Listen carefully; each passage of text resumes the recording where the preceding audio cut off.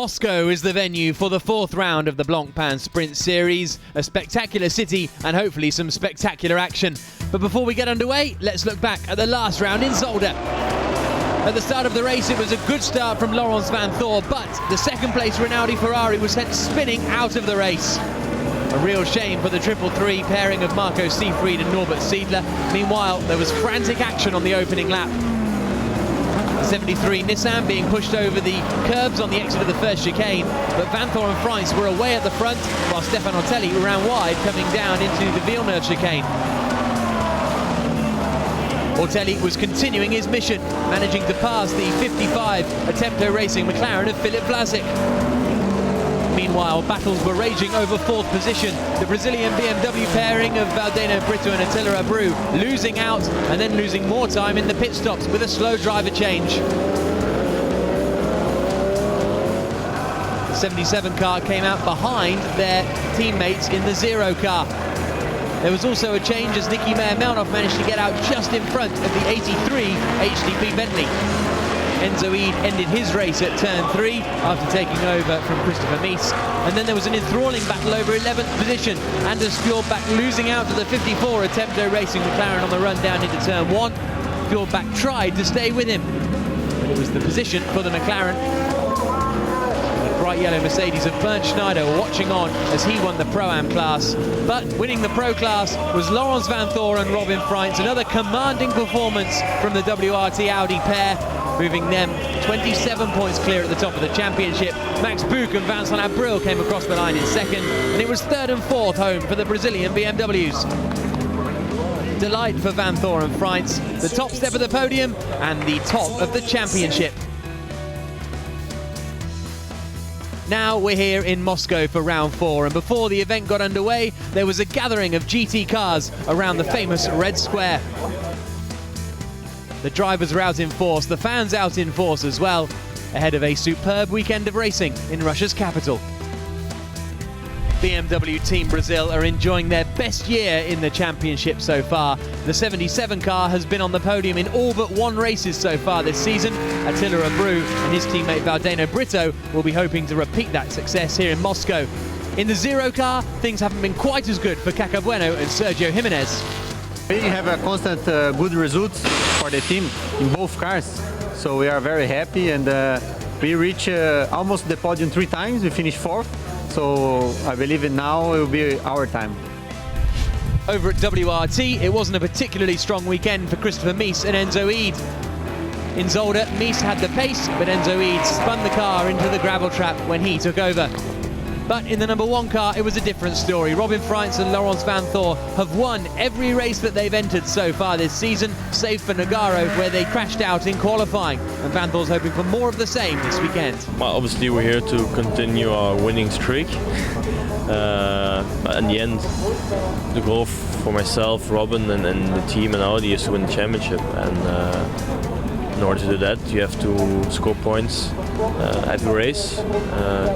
So obviously we want to win firstly, but the main goal is to take points for the championship. So if you can achieve 2 podiums this weekend, would be already a good thing.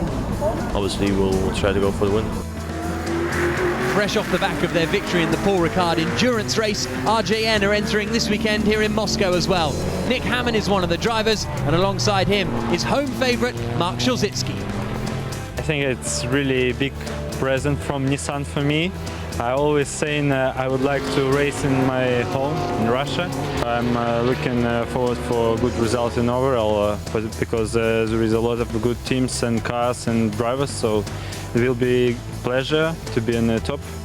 Attempto Racing have brought 1 McLaren and 1 Porsche this weekend. The Porsche, a new entry for Ivan Samarin, the Russian, and Sergei Chokhanov, the Ukrainian. Where in the 55 McLaren, as ever, it's Kevin Estra and Rob Bell looking to be at the front. We'll get there first thing tomorrow and do a track walk. And I see there's a couple of quite long straights, certainly one, so we're going to have opportunities to overtake. And yeah, until I get there and have a drive around, then I'll not know exactly, but I think it could suit our car. And we're aiming, obviously, to come here and win, you know, first time in Moscow. I have to say we're here in the city centre, which is fantastic. Brilliant place to be, and we'll learn more obviously tomorrow. at the GT Russian team. It's Marco Asma and Alexei Vasiliev once again reunited in the 71 Mercedes SLS. They'll be looking for another Pro-Am victory, but they'll have a tough challenge from within their own team. Bernd Schneider can't make it this weekend, so it's Christoph Buschu who will be partnering Alexei Karachev in the number 70 GT Russian Mercedes SLS. It's very important for me because it's our homeland, it's in Moscow. It's very nice, so many fans here, and we feel their support of our Russian team, and we will try to do the best what we can do on our home racetrack, Moscow Raceway. At HDP Bentley, Jules Simkowiak has his third teammate of the season. He's being joined by Max van Splunteren, son of former GT racer Paul van Splunteren. The all-Dutch pairing will be looking for a strong result this weekend, and the same is true of the 84 HDP Bentley, Vincent Abril and Maximilian Buch. I think we are in a good position with P3 now in the championship, so I think when we can have a good weekend here, the rest of the season should be fine. For sure, you cannot say for sure that you can win a race, but we will aim for it and hopefully can connect to the performance we had in Zolder. After being replaced by Peter Cox for a one-off round last time in Zolder, Nick Katzberg returns to the 88 Reiter Engineering Lamborghini. As ever, he will be partnered by Albert von Turnentaxis, who can't wait to get racing here in Russia. I'm very excited. It's the first time for me, first time in Russia, first time in Moscow, first time on the track here, so don't quite know what to expect. But from what I've seen, it's a track that's not too bad for us, and yeah, we hope to make a good result this weekend finally. An unlucky weekend in Zolder meant that the 333 Rinaldi Racing Ferrari got punted out at turn 1. They've had the pace all season, and maybe this weekend we'll see them on the top step. As ever, it's Marco Seefried and Norbert Siedler. Yeah, it's really nice to be here in Moscow, especially with our friends, with the Russian guys, and it's my first time here, and tomorrow we will see the track. It's my first time as well, so I hope we have a good car here and we can fight for a podium again. I think the Ferrari will be good on this racetrack. The last race weekends we were fast everywhere, so actually we will be here quick as well.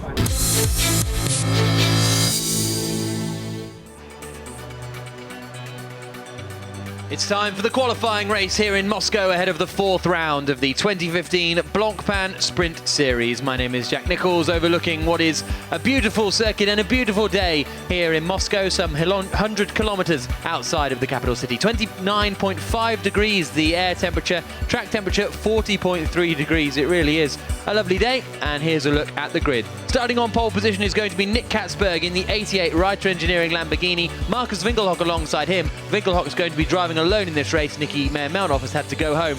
Norbert Siedler is third on the grid, ahead of the McLaren of Kevin Estre. Then fifth we have Laurens Vanthoor, the championship leaders Vanthoor and Freins only down in 5th position for this one. 7th on the grid, Jules Simkowiak in the 83 Bentley, and then alongside him is the 84 Bentley of Max Buch, out-qualified by his teammate Ortellian Jimenez, completing the top 10 and rounding off a difficult qualifying session for the WRT team.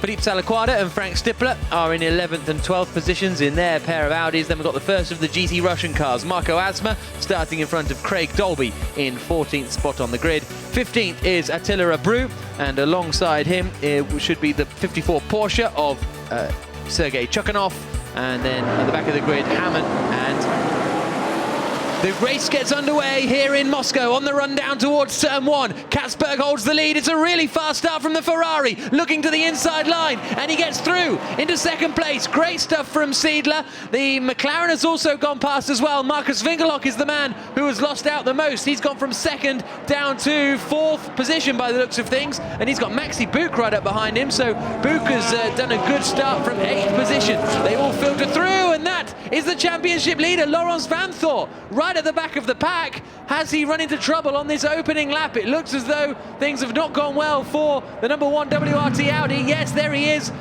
Right rear puncture by the looks of things. So, Laurens Vanthoor and Robin Freins, the championship leaders, are in big, big trouble. But it's Nick Katzberg who has managed to hold the lead then on this opening lap as they swing around turn 9.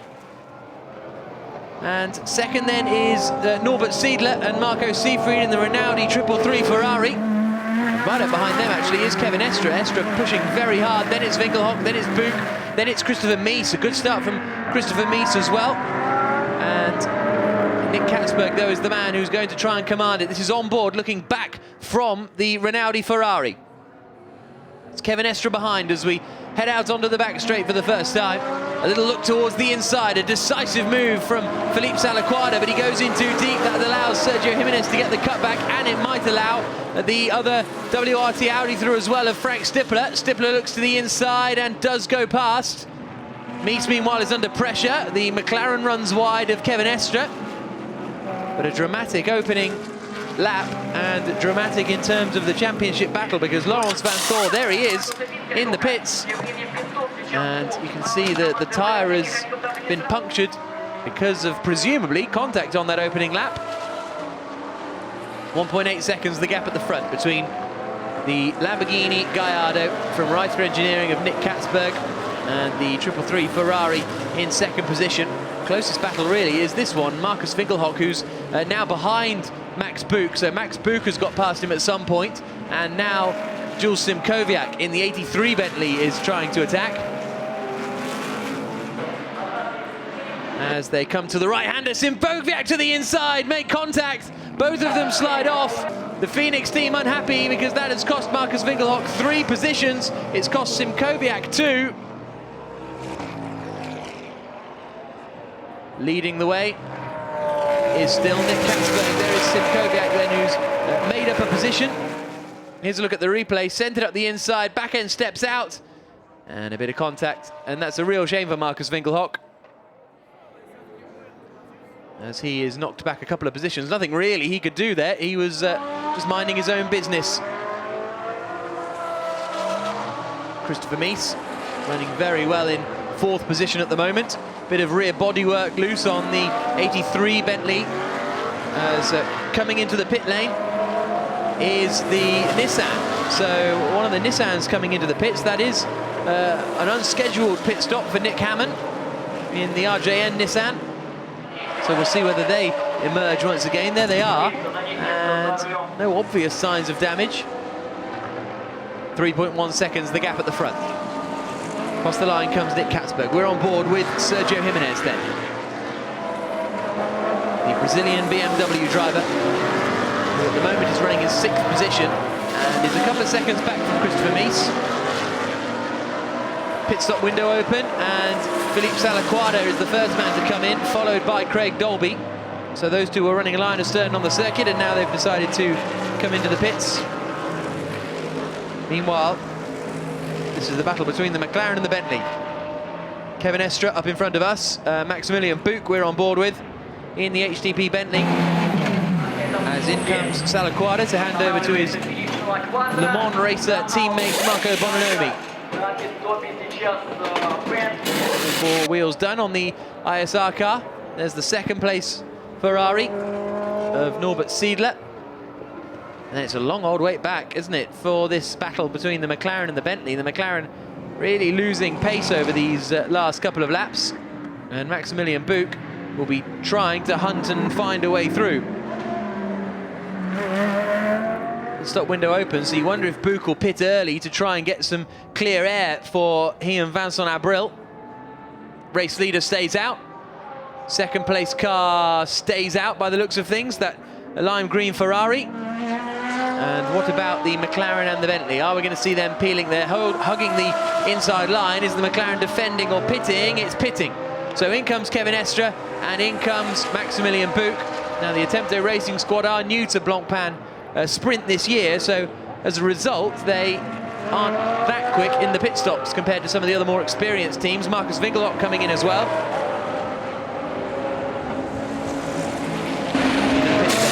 Maximilian Buch. There's Vincent Abril, the young Monegasque racer climbing in. And there's the 55 McLaren just doing the right rear on there. And still doing the right rear by the looks of things. This isn't a particularly quick stop. Meanwhile, look, the Bentley squad are done. And Buch and Abril are going to be on their way. Are they going to, well, they're going to comfortably leapfrog the McLaren. The McLaren's still got another wheel to do.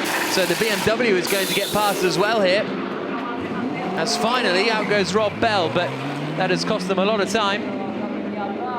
You can see visibly there how much further back in the road they are. They were in front of that HTP Bentley that's coming out of the pits.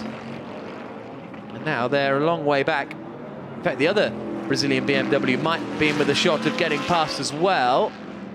And no, it looks as though the McLaren has held onto the place for the time being. Rob Bell at the wheel now of the 55 car. Little lock-up from the Nissan. Nick Katzberg stays out, so does second place Norbert Siedler. And this is the gap back to Christopher Mies, who now he's in clear air, is running very quickly, Christopher Mies. Maybe able to climb up a couple of positions. This is nose to tail, meanwhile, between Frank Stippler and Attila Abreu. Down into the left-hander. This will ultimately be the battle over the sort of lower reaches of the top 10. At the moment, they're running in 5th and 6th positions, but that's because they haven't pitted yet. Attila Abreu desperate to try and find a way past as they come into turn 1. 31.5 minutes to go, so only 6 minutes remaining in the pit stop window.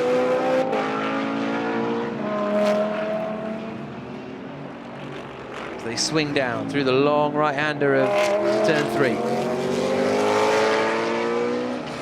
Up towards the double apex left of 4.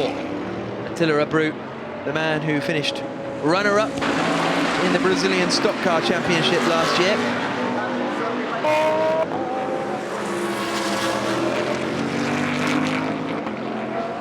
Now climbing up the hill through 7 and 8.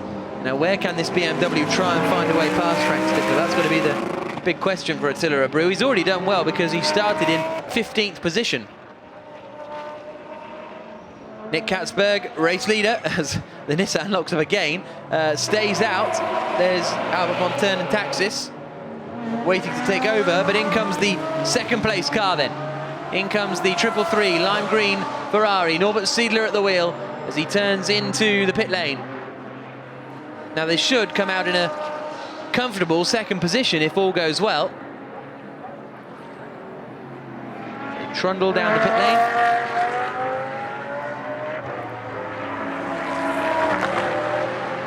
In also comes Attila Abreu, so that 77 BMW, they're going to try and jump that number 4 WRT Audi in the pit stops. And the Brazilian BMWs are very good in their pit stops, often winning the prize for the quickest pit stop. In he comes, sends the marker board. And the mechanics get to work. Only 2 mechanics allowed to change the tyres, and then 1 mechanic allowed to be the sort of overseer. Looking like a decent stop so far for the Brazilians. And away goes Valdeno Brito, now at the wheel of the 77. There's the 333 Rinaldi Ferrari back out and comfortably in front of the 3rd place now. Vincent Abril Bentley. There's the other Team Brazil car. Then we've got the McLaren, and the McLaren's going to come out just in front. So Rob Bell, then Valdeno Brito, and then Marcus Winkelhock. So that's the order. There's Albert von Turn and Taxis, teammate of the race leader, waiting to take over. And here, trundling down the pit lane, comes Nicky Katzberg. What a superb performance it's been from him to take pole position and command about a 5-second advantage as the pit stop window opens. Very talented young driver, Nick Katzberg.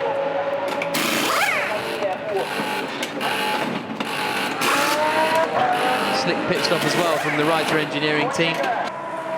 And there's the second place car coming around the penultimate corner and out onto that long back stretch, and Albert von Turn and Taxis is already on his way. This is going to be a huge advantage for the Reiter Engineering Lamborghini. Where's this 83 Bentley going to come out? That'll be interesting to see.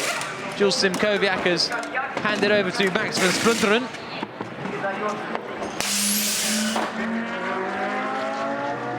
Out comes the race leader, Albert von Turn Taxis with about a 10-second lead. There's the second place car now. So Albert von Turn Taxis with 27 minutes to go is looking increasingly strong here. Nick Katzberg, very happy. Meanwhile, through comes the McLaren. Now here comes Max van Splunteren. Is he going to come out in front? No, just behind Marcus Winkelhock for van Splunteren. But he's going to be very much in the fight. Winkelhock doing the whole race by himself in that number 6 Phoenix Audi. So this is going to be tough work for him. And he's back out with the Bentley he was battling with earlier on. So he's managed to leapfrog them actually in the pit stops. Third place Bentley of Maximilian Buch and Vincent Abril. Abril now at the wheel, trying to close down on the Ferrari in front. He is closing in, but so little it almost makes no difference.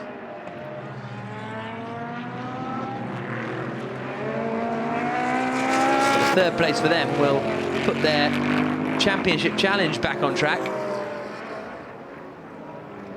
because they've had a couple of difficult weekends, especially in Nogaro and then Brands Hatch, where they didn't get to do any racing. Last time out in Zolder, a couple of podiums, and if they can continue that form here, I think they'll be pretty satisfied. And then here's the gap back to Enzo Eid now, who's at the wheel of the number 2 WRT Audi. So Enzo Eid with Caca Bueno right up behind him. As they come out onto the back stretch, this is the battle over 4th position, on board with Caca Bueno.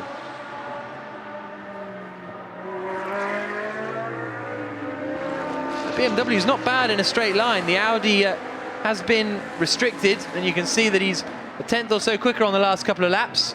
And then obviously the 47 seconds was when he pitted. So they come out onto the start-finish straight again. 19 minutes to go, and this is the battle over 4th place. Further back, the other Brazilian of Valdeno Brito is under pressure from behind. Then here's a look at a little move from Sean Walkinshaw, forcing his way past Alexei Vasiliev there. Good move.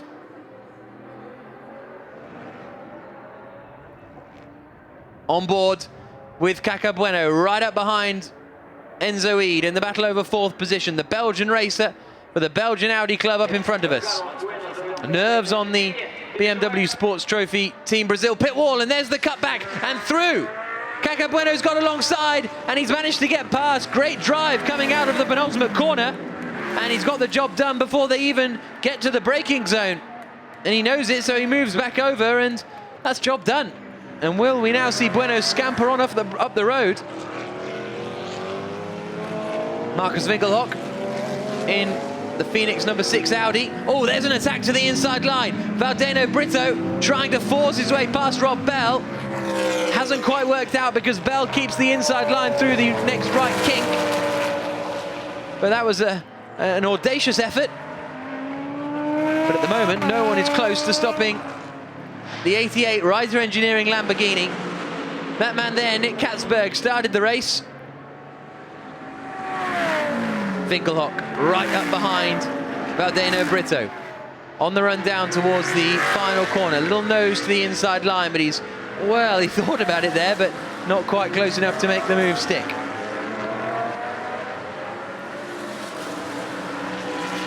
Again, just pulling out to try and find a way through, but nothing doing for Winkelhock.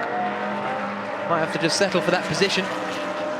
Oh, and there's a spin for Marcus Winkelhock, losing the back end, and that has put him out of contention. That'll drop him well down the top 10.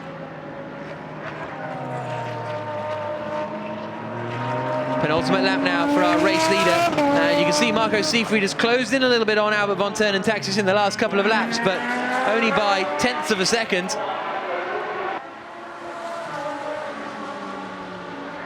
Third place is Vincent Abril in the number 83 Bentley. The HTP machine with the new livery this weekend, 84 Bentley I should say, comes across the line to start his final tour of this 4-kilometer Moscow Raceway circuit. The battles continue further back, a little bit out of shape there, Enzo Eid coming into the final corner. Then we've got Max van Splunteren, still just in front of the chasing Stefan Ortelli and Stefan Riquelme. It's Riquelme at the wheel now. So battles everywhere you look.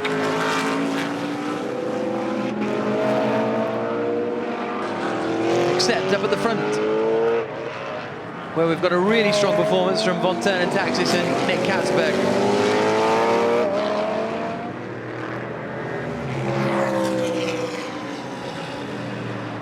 As they swing down through the right-hander. But here are our race leaders. Albert Von Turn and Taxis at the wheel now. What a superb performance it has been from him. Him and Nick Katzberg are about to take victory in there for the first ever time in the Blancpain GT Series. Really impressive performance. Just one more corner to go. Reiter Engineering haven't won for a couple of seasons, but that is about to change. As here comes Albert Von Turn and Taxis across the line to win the qualifying race in Moscow and secure pole position for the main race later on. Second across the line, the 333 Rinaldi Ferrari. And third across the line, the 84 HTP Bentley of Maximilian Buch. And the final corner battle coming down. Enzo Eid is just going to hold on to 5th place by the looks of things. Holding off Rob Bell across the line. And 5th for him then, and 7th place for the 77 BMW. Victory for Albert Von Turn and Taxis and Nick Katzberg. Superb performance from them. And we can now hear from our race winners. Nicky Katzberg, would it be wrong to call that a bit of a Nick and Al show? Yeah, it was definitely a good show today. I mean, I had a good start, good stint, and then Albert did perfect job. He maintained the gap, and very, very nice victory for us. It took us a while, and now we are up to speed, and the guys have to be careful for race 2. Albert, the team did a brilliant pit stop, but you did a brilliant job behind the wheel. That's got to be as good as I've ever seen you drive. Well, that's very kind. It's not so difficult to drive if one has served the lead like that by his partner. I have to say I'm really completely stoked by how good the car was, especially in the deteriorating conditions. The temperatures were quite hot now, and it was just a smooth drive. It was not difficult for me to bring the car home, and I'm just so grateful, so grateful after a series of very difficult years, you can say. This is a wonderful result. Well, I think everybody's fully appreciative. Well done, guys. See you later. Thank you. So victory for the 88 Reiter Engineering Lamborghini of Albert Von Turn and Taxis and Nick Katzberg. It's second for the 333 Ferrari, Marco Seefried and Norbert Siedler. Vincent Abril and Maximilian Buch in 3rd place, and then 4th for Caco Bueno and Sergio Jimenez. And our championship leaders, though, they are the ones who were in trouble at the end of that. But 7.2 seconds in the end, the winning margin. What a superb performance that was for Albert Von Turn and Taxis and Nick Katzberg. But it was the really difficult day at the office for the number 1 WRT Audi. Robin Freitz and Laurence van Thor, who topped the championship, sent retiring after contact at the first corner, I think with one of the Bentleys, but we'll have to wait and see. But they will be hopefully out on the grid for the main race, which is coming up a little bit later on. And there you can see the grid being prepared ahead of what should be an enthralling race. And on pole position once again, it'll be Albert Von Turn and Taxis, and he will be starting the car this time around alongside Nick Katzberg. So it's going to be very, very interesting to see how this race transpires coming up in a couple of moments' time.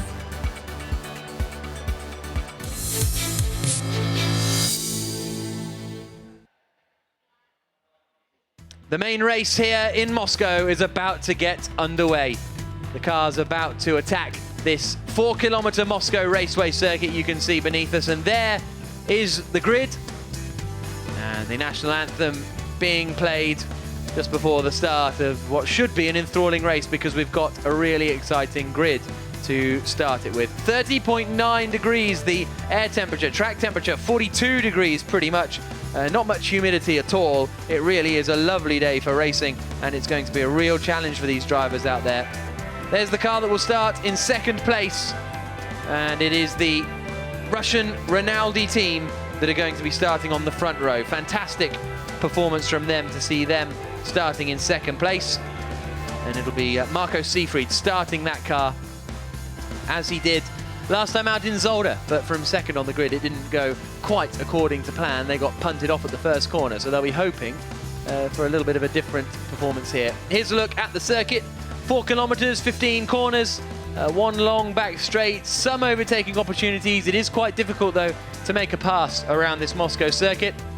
We're some 450 meters above sea level, and it's a circuit that was opened in 2012, has hosted the FIA GT1 World Championship in the past, as well as World Series by Renault, World Touring Cars, and many other championships.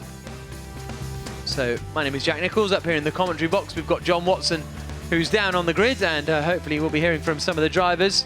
And as the build-up to the race progresses, there is the pole sitter, 88, Albert von Turnentaxis and Nick Katzberg. It'll be von Turnentaxis starting the car, and we can now hear from Maximilian Buch. He is going to be starting third on the grid. He's talking to John. Max, the qualifying race promised a lot, but only got a third place out of it. Was that the best you can expect? Yeah, I was pretty happy already with the third place in the qualifying race, because we didn't have the strong qualifying. It's not the best track for us, but we made the best of the situation in the qualifying race, and now I hope that we can minimum stay on P3 and then do the best we can. Now, Vincent's going to start the race, and over to the right you've got a green Ferrari. Marco's asked me to ask you to ask Vincent, would he please manage not to hit it this time? I think so. I mean, he learned from the mistake from Zolder for sure, because he's a young guy, and me too. And I think he will have a good start. It will be a clean start, and then I think we just follow the others and have a good race. Okay, we'll have a good one and a clean one. And a clean one. Thank you. It'll be Vincent Abril starting the car for the 84 Bentley team. There is the second place car on the grid, then the 333 of Marco Seefried and Norbert Siedler. And they are lined up at the front, and how excited they would be to take pole position, because, to take the lead of the race, because it's very quick in a straight line, that car. And it's also the car used by Kogai, Salikov, Seefried and Siedler in the Blancpain Endurance Series. You can see all the stickers on the roof there. A couple of moments ago, John caught up with Nick Katzberg, who is part of the pole position car team. Nicky Katzberg, we're standing at the rear of the winning Lamborghini, and I just noticed a bit of bodywork damage. Now, where did that come from? To be honest, I have no idea who it was, but I got a big hit at the start in turn 1. But in the end, it's just a little bit of bodywork, and nothing really happened with the car whatsoever, so I don't know. Now, you know I'm a bit tough on you guys from time to time, and track limits and first corner shunts, but do you guys never learn that if you don't get through turn 1, you won, so not you, but there's others behind you. If they don't get through turn 1, they'll never win. No, that's true. I mean, you have to start first and do a good first lap before actually winning the race. But the track limits here are difficult. You know, you have grass outside of the track, and once you touch it, once you're on it, it's very, very difficult to come back. That's why you see all those track limits on the screen. Now, your team co-driver Albert von Turnentaxis did a really excellent job, but aided by, we talked about this in the podium, a great pit stop from the Reiter team. Have you been rehearsing, or just why was that pit stop so quick? Well, the guys have been practicing so much. I mean, driving the car is one thing, but really this pit stop is where you win and lose a race. And the guys have been practicing so hard. Hans Reiter is not the easiest guy for his crew. So he has been pushing them a lot, and they did, I think, third fastest pit stop. And actually, me and Albert did a slow driver change, so it was more our fault than theirs that it was not the fastest pit stop. Now, Albert starting the main race, there's going to be a different pressure on him from when he took the car over from you. You're a lot more experienced. Have you given him any advice? Well, not really. Albert is, he knows what he's doing, and to be honest, I think he's going to stay in the lead. And if he does that, then I will be super, super proud of him. Well, I can tell you now, everybody thinks he's a real hoot from his performance up on the podium. They love him. He thinks magnificent performance on the podium. Forget about the racetrack. Yeah. When you're on the podium, I was super happy, but now we have to be ready for this race. We both smell like the champagne, and I think we will do it again. Okay, I hope you have fun. Enjoy it. So that was Nick Katzberg a couple of moments ago before the grid was cleared. And you can see everyone now streaming out off the grid ahead of this 1 hour race that we've got coming up in a couple of moments' time. And it's the 4th round of the championship. After this, we head to Portimao, the Portugal circuit, on the south coast in September. So a bit of a break for these guys. Of course, the Blancpain GT series continues with the 24 Hours of Spa on the 25th and 26th of July. But as far as the sprint series is concerned, it's just Algarve, Misano and Zandvoort still to go. Now we can hear from Kevin Estre, the man who's in the McLaren. Kevin Estre, McLaren again promised a lot in the early stages of the qualifying race, but it sort of faded away a little bit at the end. Yeah, we had a bigger tire degradation than we thought, maybe the tire pressure, so and a bit of the setup. We adjusted for this race, and then we had a problem on the rear right in the pit stop, so we lost a lot of time there. But I think if Rob has a good start and no problem, we should be able to fight for a podium finish. So that's what we aim for, and we have the pace for it. Well, thank you very much, Kevin. I know you're going to fight for it, that's for sure. Yeah.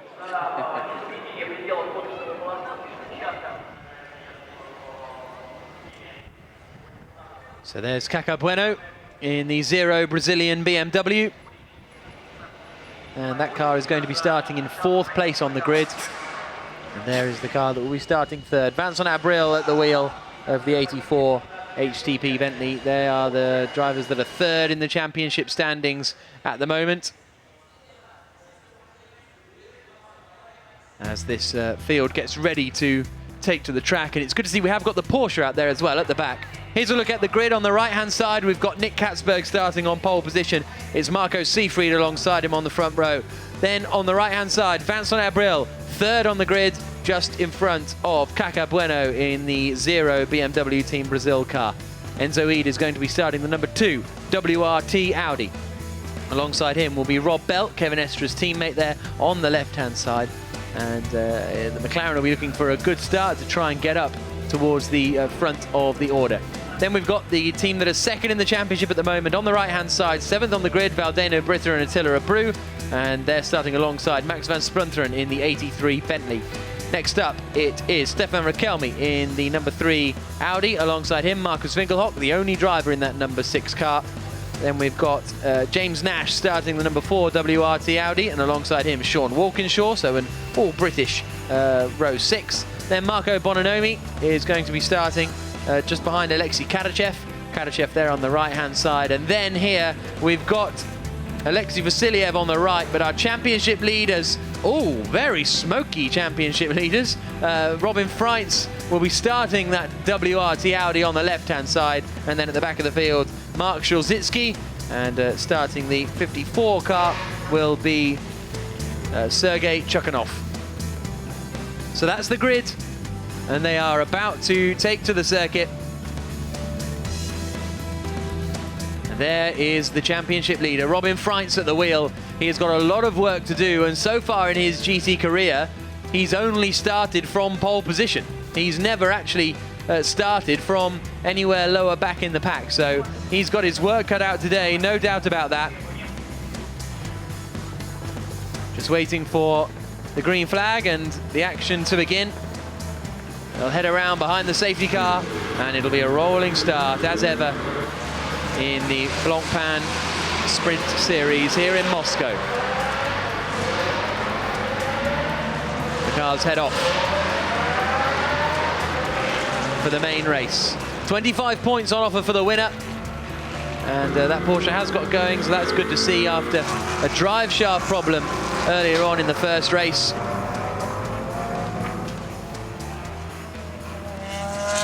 But the cars weave their way around now.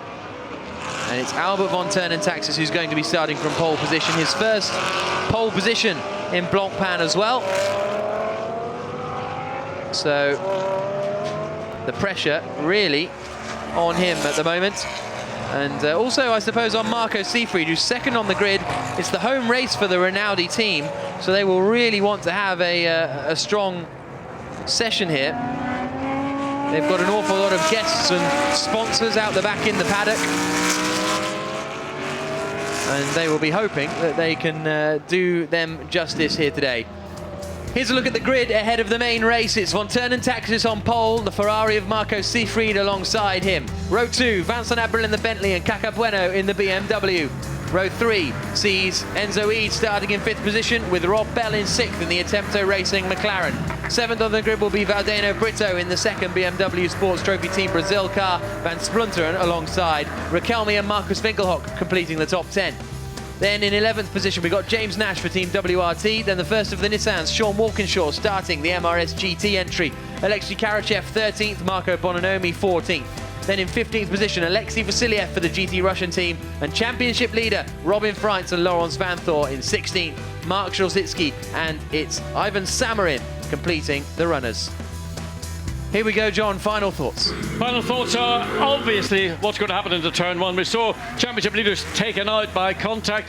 Please, guys, remember, keep telling them, even I spoke to Nicky on the grid with the Lamborghini, and just try and avoid everybody else. But it's easy to say, much more difficult to do.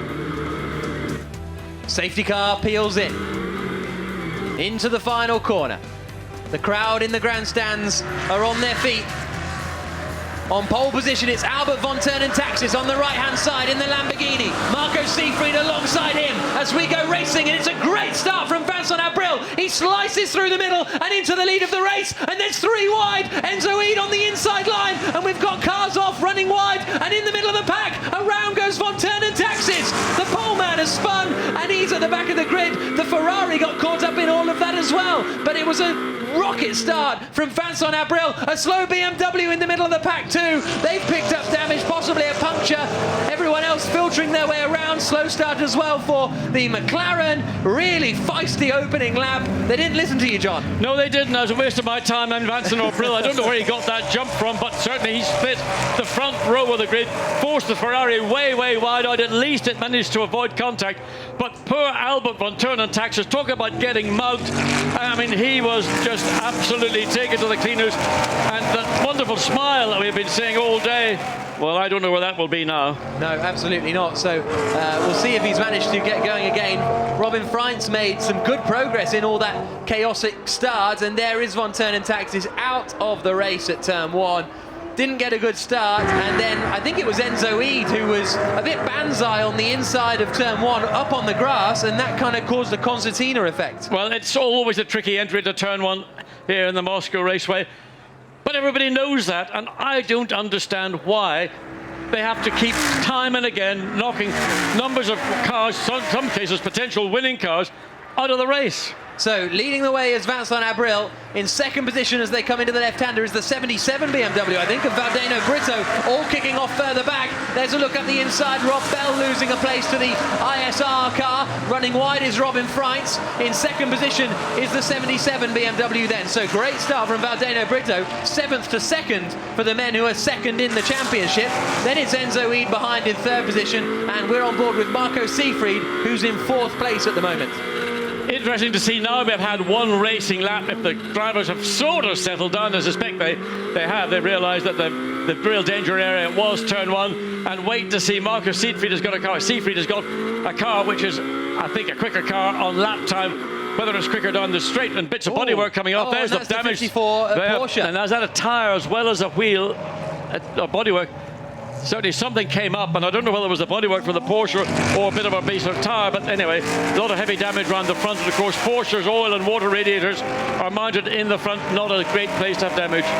We've also got the Zero BMW in the pits. There is the Zero car. Caca Bueno started 4th on the grid and just got involved in all that shenanigans up at the start. There's forceful move from James Nash. You can tell he was in touring cars as he takes the position away, and Robin Freitz is going to try and follow through. That's on Alexei Kadashev that they're passing, so that's a move for all the way up in 8th position. Yeah, and I think the other Audis managed to sneak through as well. But I mean, we're talking about a touring car manoeuvre. That was typical out of British touring cars.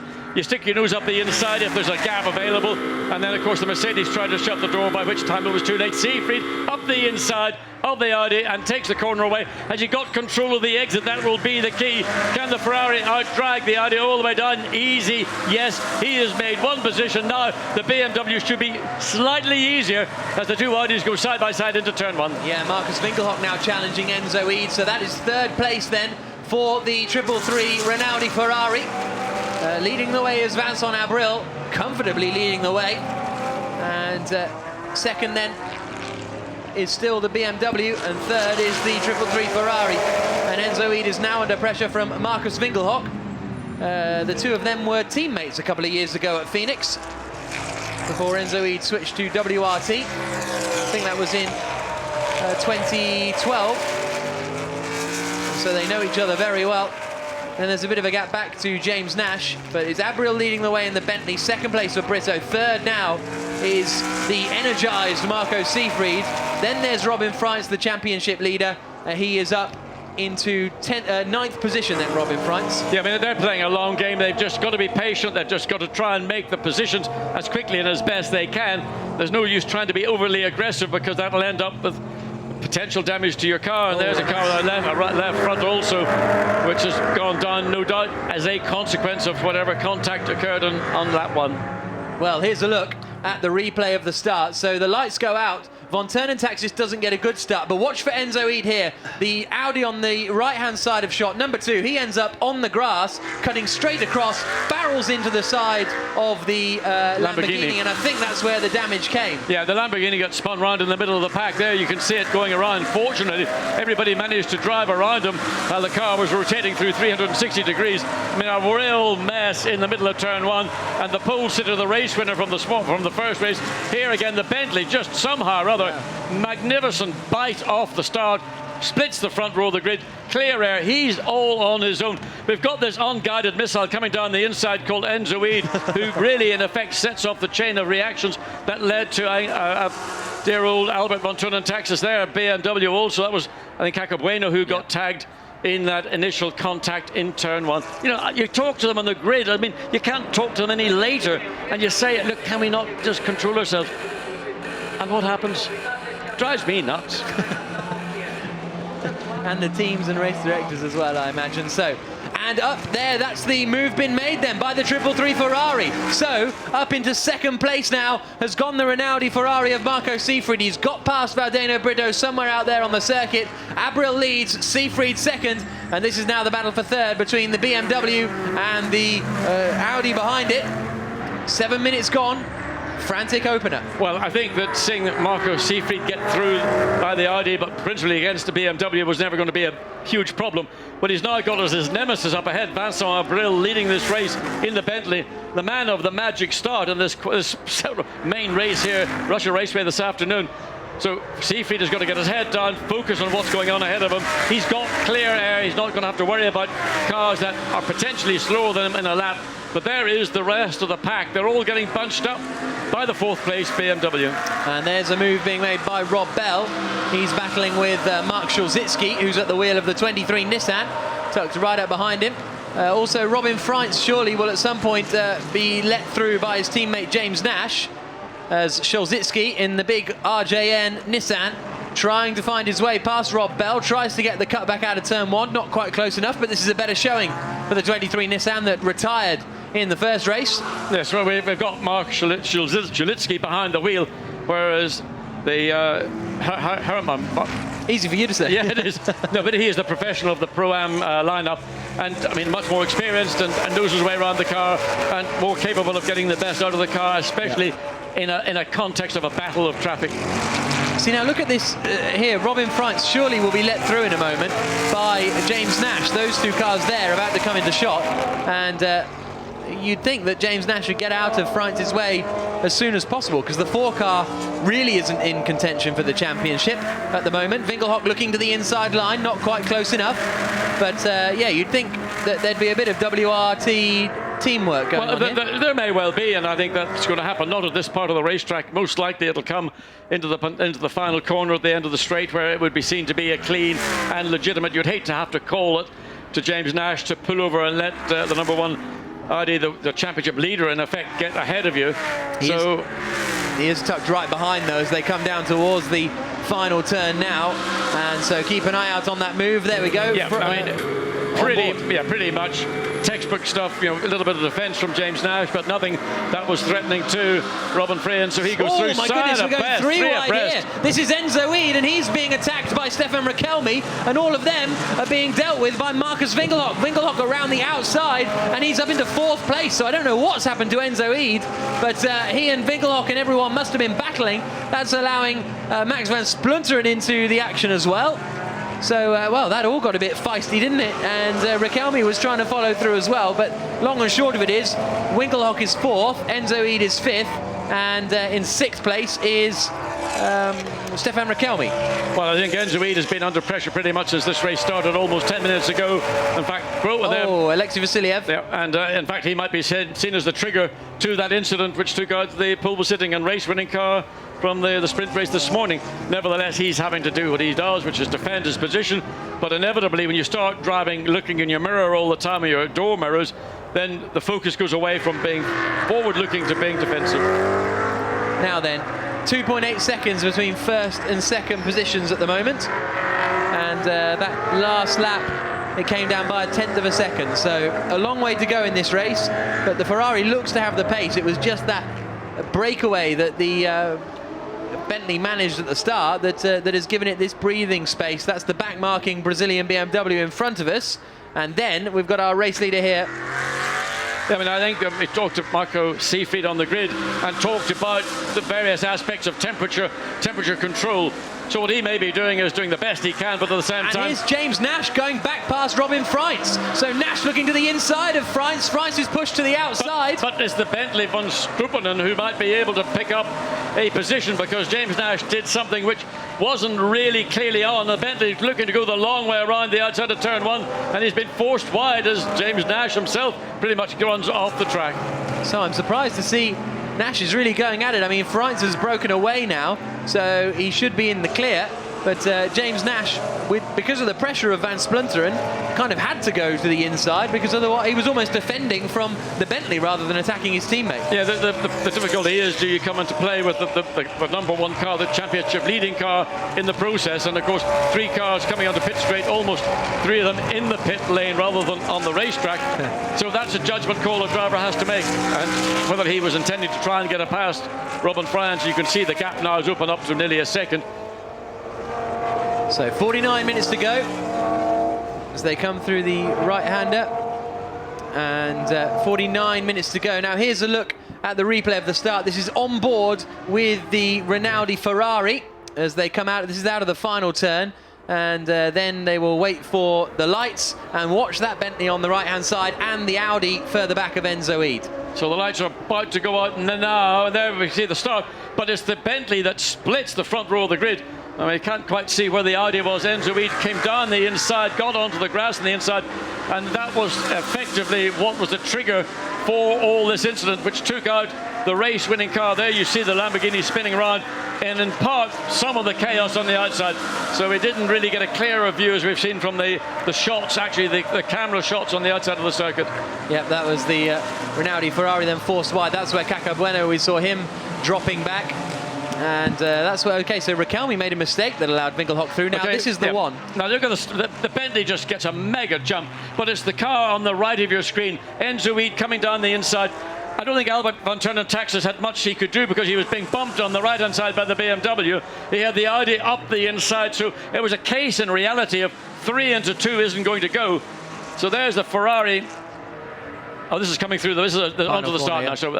So watch on board Vincent Abril in the Bentley. Somewhere or other, what he did, how he got the traction, he was actually rolling more quickly than the 2 cars ahead. So he had an advantage over the start, the control of the start of the race. He's up and gone.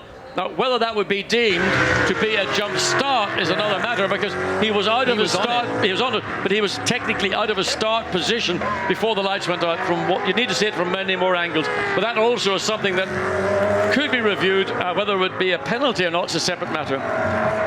Busy day for the stewards, and we've only had 13 minutes of racing so far, but leading the way is Vincent Abril for the HDP Bentley squad. Second is the Rinaldi Ferrari of Marco Seefried, and then we've got this WRTQ, 5th, 6th and 7th. Now, this is where it gets a bit different, because Robin Freins up behind the 3 car of Stefan Rakelmi, they are championship contenders. The number 3 car, they're not going to move out of the way, and we didn't see James Nash move out of the way. No, and in fairness to WRT, they run their cars, their 4 cars, in a truly sporting manner. Yeah. If this was, say, the last race of the 7 in the championship, and there was points desperately needed for this number 1 car, then that would be a case where you'd introduce potentially a team order to those cars ahead to let number 1 get the maximum number of points.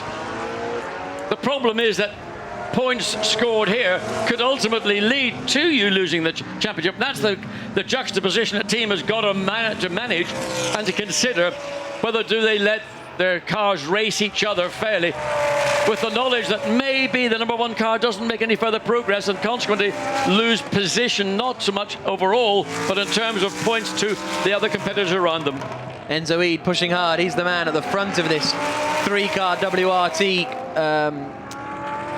train. But of course, the other thing they've got to consider is if Eid is slowing down Rakelmi and Freins, then they're losing out, because these 2 could potentially be making more progress. Yes, and I mean, that's again coming down to the team. They will make a judgment call whether they will do it before the pit stop window opens, which is just going to be a little over in 10 minutes' time, or whether that will be a call that will come from the pits to Enzo Eid and say, look, you're looking at your sector times, your lap times, you're fundamentally slower than the 2 team cars behind you. We need the 2 team cars, especially the number 1 car. There we go, there's Enzo Eid pulls over, and that's the first of the 2 go through. And in fact, it's not. I thought maybe we might have seen also Robin Freins nipping through, but that was a pit lane call clearly, and Enzo Eid followed that instruction dutifully. Yep, he did for Stefan Rakelmi anyway. Whether he will do for Robin Freins, we'll wait and see. But it's Vincent Abril leading, 2.7 seconds clear of Marco Seefried in the Ferrari. Third is Valdeno Brito still, but he's dropping back to 6.5 seconds further back at the moment. You can see the standings there at the bottom of the screen. The McLaren just about in the top 10. But it's Robin Freins in the number 1. Yeah, I mean, I think you're going to see at the end of the pit straight, or end of the main straight up into the final corner, that Robin Freins will do very much what we just seen Stefan Rakelmi do, and that is take a position. And Enzo Eid will, in my view, not offer up any resistance whatsoever, but they want to do it in a way which is seen to be, I suppose, sporting. Yeah. Down towards turns 10. And there is Laurens van Thorp, focused, and he was very frustrated after the race 1 incident. It's not really been his weekend, because he also was responsible for putting the car into the wall on Friday. So, I mean, he's contributed to that particular car's look, loss. Here comes Robin Freins trying to go around the outside there as they come out onto the straight, but now surely Enzo Eid will relinquish that position and Freins will cruise past. I think cruise being a pejorative term, but I mean, in reality, I would imagine Enzo Eid on the inside will have to brake that little bit earlier. And we have actually seen from Enzo as he comes down into this corner, he tends to have his left foot just hovering over the brake pedal. And Vincent Voss, the team boss of WRT, probably quietly to himself saying, right, well, there's an issue dealt with. Now, can Robin Freins make any further progress and get onto the tail of the sister car of Stefan Rakelmi? And can they catch in on Marcus Winkelhock, who's running in 4th place at the moment? So A lot of questions to be answered in the remaining 43 minutes. Gap at the front extends by about 0.2 of a second per lap. And there are the fans enjoying the sunshine in the grandstand. And here are our... that's Caca Bueno, isn't it, in the middle there? That outfoxed me for a moment, but that's the back-marking Brazilian BMW that's in there. Yeah, here the tire wheel change because of the contact. And in many ways, just thinking about what we had seen a couple of moments ago, in a sense, you had that typical pincer movement, a car on the right-hand side coming across, trapping the Lamborghini up against the Audi. So the three cars, effectively, the BMW and the Lamborghini did have contact, whether that pushed the Lambo into the Enzoide Audi or not. But ultimately, it led to the retirement of the Lamborghini with great disappointment, I have to say, but also to out-of-position cars, due to everybody having to scatter to the four corners of the world to avoid contact. Yeah, it might have been more than 3 wide at that. It looked like it was kind of 4 or 5 wide at the first corner as Abril comes across the line. And what is the advantage now? 3.2 seconds. So another couple of tenths of a second eked out by Vincent Abril. This is a good drive from the man who won the Silver Cup Championship last year with WRT Audi. He's adapted, I think, extremely well this year to the Bentley. And I know we always look to Maximilian Buch as being the go-to driver, whatever you put him in, but I think Vincent Abril has matched him, and on some occasions maybe outshone him. Yep, I absolutely agree. And there is Max Buch getting ready. He'll be out in about, well, between 5 and 10 minutes, I imagine they'll come in for their driver change. In fact, I would say the gap between the first and second is beginning to stretch a little bit. It seems that that 3.9 or so seconds, that as they came across the line, it looks like it might be a little more. And remember, we've got to see Marco Seefried find a way past the BMW. Ought not to be a problem. Being a lap car, it should get out of the way automatically. Doesn't always follow, though. Now, Robin Freitz has just set the fastest first sector of the race so far, so he's looking pretty quick, still running down in 6th place for the time being. So the Bentley rounds the penultimate corner and out onto the start straight. Yeah, again. I mean, you have to say the car looks totally planted. Again, that's the benefit of leading a race. You're not overusing your car. You're not having to abuse the brakes. You're not having to compromise an entry or the corner itself. So the gap, the long-range camera, sort of foreshortens the gap as they come into this final turn. So it was 3.9 seconds the previous lap, and let's have a look and see where we are now. Oh, stand factor's reduced, so it just goes to show how much visual observations can be wrong. So there's Max Buch getting his helmet on, former Blancpain Endurance Series champion, and didn't win any titles last year, Maxi Buch. He pretty much won the Blancpain Sprint Series championship with Max Goetz, but it was Goetz who actually won it, because Buch had to miss one round. A replay of the Porsche. Yeah, it looked like a little bit of a grass cutting exercise on the inside of the corner. Getting the right front wheel up in the air, and as it makes its way around, the damage to the front will have a little bit of a bearing on the air on that front part of the car, but ultimately its pace right now, not really of any significance. So there's Marcus Winkelhock in the Phoenix Audi. And then behind him is Stefan Rakelmi. Now, how far back is Rakelmi? About 3 seconds at the moment. So that could be a battle that develops over the course of the race. So there's Winkelhock, and then there's Rakelmi, and then there's Freitz. There's the 77 car. Which is a lap out of place. Yeah, well, the 77's in 3rd, so that one's all right. It's the other, it's the zero car, BMW that's further up the road there. That's the lap out of place. And then we've got another lapped car in there as well, so nice mixed up front end. It's the ISR Audi that's already been in for a pit stop, because I think that must have got involved in the incident at the start as well, as they get on the brakes down towards the left-hander. The gap is coming down. There was 0.3 of a second on that last lap. The Ferrari has run the Bentley down. So bit by bit, as we got just 3 minutes before the pit lane open. So Maximilian Buch all ready to go in the Bentley team as we look down to the Brazil BMWs, and they're also now beginning to get ready. Attila Abreu. Yeah, he's got to get himself overalls on, and you need to do that, in the calmness bit of damage to the rear of. Which one is that? Is that's the Zero? It's the Zero car. So it's carried. The rear bodywork has been slightly deranged, and don't know where that might have happened. Whether that was must have been in turn 1 as a consequence of the squeeze on the Lamborghini. But that's on the that's the side of the car that came into contact with the Lambo. So that last lap, the Ferrari of Marco Seefried, who we're on board with here, closed the gap just a little to the Bentley up in front.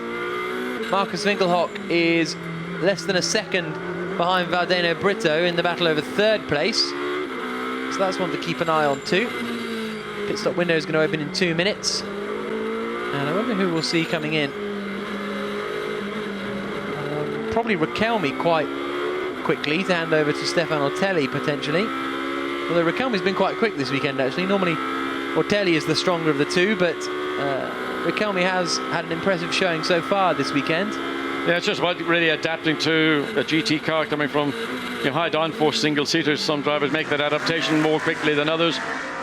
As the rest of the field then makes its way into the final turn. So the BMW getting off the line into turn 1, and that's courteous driving and not holding up the Ferrari in any form or manner whatsoever.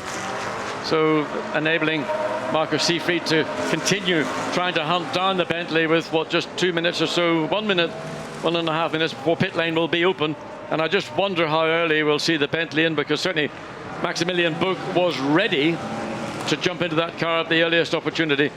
But with the lap times we're seeing from Vincent Abril and the track position he has, there's no urgency for them to make that pit stop. Stefan Raquelme was the fastest man on the track last time around, and he's pulled away from Robin Freins, his championship leading teammate. But there is our race leader, 84, Vincent Abril.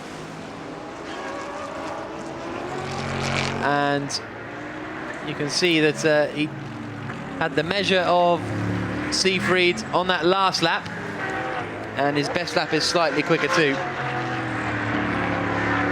So the Bentley's best lap of 38.9. That last lap Raquelme did a 38.7. So that gives you the kind of idea of how quickly Raquelme's going at the moment. The difficulty Raquelme's got is he's having to do it in the context of having traffic ahead of him and behind him, whereas the Bentley has always been ahead since this race went green, and therefore he's just driving at his own pace without having any compromises to deal with.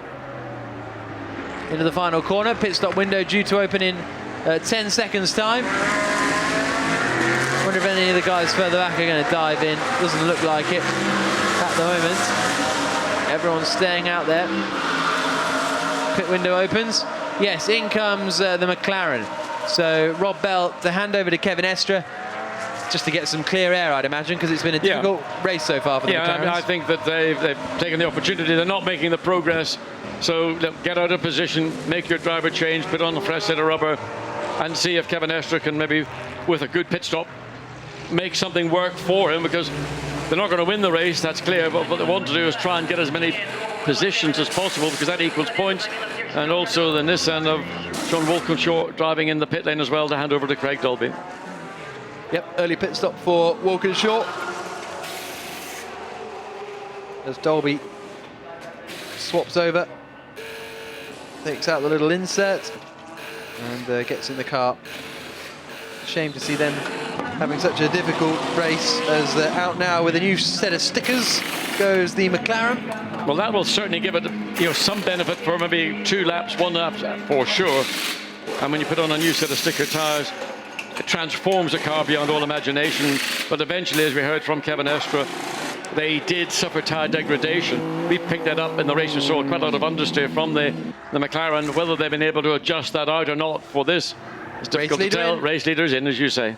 So in comes Vincent Abril to hand over to Maximilian Buch. The 3rd place car comes in as well, as does Marcus Winkelhock. Raquelme stays out there. Freins stays out there, but let's see how this pit stop goes for our race leader. Well, he certainly brought the car in, stopped it on the marks, and very quickly out of the car. The smaller Maximilian Buch in, straps all attached. Now the right side gets done, and this whole choreography of what is the right way to do it. And off the jacks, start the engine, and off you go. So, As Buki Maximilian, what's happening? Stalled it. The race leader finally gets going, but that will cost them a couple of seconds. That may actually cost them the lead, because the gap before they made the pit stop was certainly just hovering around the high 2 seconds, and he lost the best part of more than that. The engine sort of, it caught, then it sort of stuttered, and then he had to, there's no foot clutch in these cars. You just have to try and... Well, look at the car that was in third place, about to come out of the pits. Oh, and look at that, Winkelhock's got in front. So Winkelhock comes out in front of the third place 77 Brazil BMW. So great stop from Phoenix. They're up into a net third place now. Yes, remember Winkelhock is no driver code change, because Nicky Meyer-Melnoff unfortunately had to return back to his family home. So Marcus Winkelhock doing this race, as he did this morning in the sprint race, all on his own. Now, there's no real advantage, because the time it takes to make a driver change and a tyre change, race leader now in, there's no benefit in terms of time on a driver change. That's all covered by the length of time it takes to do the 4 wheels and tyres. Yep, same as when we had Alex Zanardi in the series last season. So into the pits comes the 333 Ferrari. Now, if they can do a good job, they could be there or thereabouts with the race leaders. Maximilian Buch now at the wheel. Do you want, how many rubles do you want to bet that Ferrari is going to come out in the lead? 300s. Big spender. So there's... well, it's going to be very close. Traffic as well for Maximilian Buch, flashing the lights to try and get that Porsche of Sergei Chekhanov out of the way. That's going to... That's going to be a very close call. It's not been a brilliant stop for the Ferrari. There's a problem at the rear. So the car's off the jacks now. Get us fired up. Get it going, Norbert. Oh, he's done it as well. Seidler's done it as well. They just try to get it to move too quickly. There is the race leader coming across the line as the second place Ferrari, which may be the third place Ferrari, which may be the fourth place Ferrari before this washes out. So Buch goes through, and then into second place then is Winkelhock. Into third place is the Brazil BMW, and down to fourth place now is Marco Seefried and Norbert Seidler in their Rinaldi Ferrari. Well, a slow stop and a bit of a stall, and that has gone not well for them. It could be even worse, because we've still got the WRT Audis to pit. We don't know why the driver change did not look slick. It looked like there's a problem with the belts. They couldn't get the belts either properly attached. I say Marcus Seefried, well, he's happy with his drive, but disappointed that the pit stop took so long, taking what was potentially a race lead and dumping him back into fourth place. Yep. Oh, that is good news, though, for Marcus Winkelhock in the Phoenix Audi. He's up into second place. There he is in the white and red Audi. Third place still then for Valdeno Brito and Attila Abreu. The number 1 car stays out, Robin Freitz. So that means the 3 is in the pits. So Riquelme and Ortelli are swapping over. And Marcus Winkelhock, a little bit of traffic ahead. The Porsche probably indicating what he's intending to do to give the Audi. Well, he's doing it. He's doing it with a... And there is the number 3 car in. So, again, slick work from the WRT team. Can make up positions on the track. So they will be trying to do the best to get Stefano Ortelli back out. And undoubtedly with one of the BMWs, that's the car that had the original pit stop. So that's Jimenez behind the wheel now. So here comes the 4th place car. And the number 3 car was in 5th when the pit stops kicked off, and I think it'll be still in 5th place here. Yes, it will. So no places gained for Stefan Ortelli and Stefan Riquelme. So Stefan Ortelli will have to do a lot of work if he's going to try and run down the Ferrari, currently in 4th place. The Ferrari, I think around here, is the quicker of the 2 cars. Whether Ortelli would agree that he's leveled in Norbert Seidler or not, I don't know. But there is the car, the number 1 car, which should be making its way into the pits. It is now, and it'll be Laurens van Thor, the genius at Audi, behind the wheel. But he's going to need to be a bit more than just a genius if he's going to get any good haul of points. Yeah, it's going to be a miracle worker as he waits now for the Audi to come crawling down the pit lane. It was 6th position for the number 1 WRT when they came into the pits. So we'll see whether they can resume in. If it all goes well, they could be able to make up a place or two if they have a very slick pit stop.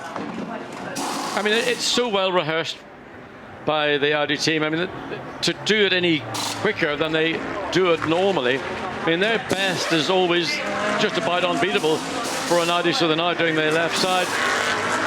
And once that left rear is on, the jackman will pull the air jack out, and Laurent Van Voort gets a clean getaway. Now that's worth a little bit of time. So here's the 333 Ferrari coming through. This could be pretty close between the number 1 car and the Ferrari as they come out of the pits. There's the Ferrari, and it's in front of the number 1 car, but the number 1's in front of the 3.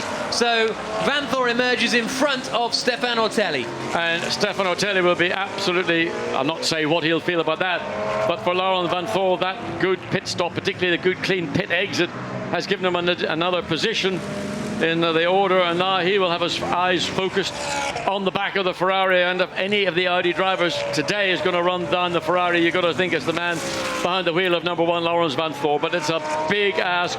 26 minutes of the race remaining. You push really hard on your new tyre, you'll get the initial benefit, but then once the tyre stabilizes, then you're pretty much at the same pace as the Ferrari or those around you. Race leader is the Bentley. Then in second place is that Audi, Marcus Winkelhock. Third is Attila Abreu. Fourth is the 333 Rinaldi Ferrari. Fifth is Laurens Van Voort in that number 1 Audi. Sixth is Stefan Ortelli. And there is Marco Seefried. Reasonably happy, but I think I've seen him happier. So he now knows that they've dropped down to 5th position. Yeah, I mean, in fairness, he did his job. He can't complain. He got ahead of cars. So it was just simply there was a disappointing pit stop from the Rinaldi team. They couldn't see whether the problem was on the right, left, or right rear. I think it was on the right, left. And then, of course, it stuttered and stumbled its way from the pit lane again, losing 3 seconds. And those are all the areas you cannot afford to throw away. Time lost like that, you will find extremely difficult to recover back on the racetrack. Yep, absolutely. So next time around, we'll see how quick Van Voort is going and whether he's closing in the gap to that 333 Ferrari. Who in turn is trying to edge in on Valdeno Brito. Sorry, Attila Abreu it is now in the 77 car up in front. 25 minutes to go here in Moscow. And it's Vincent Abril and Maximilian Buch leading the way, looking to take their first main race victory of the season and haul themselves back into championship contention.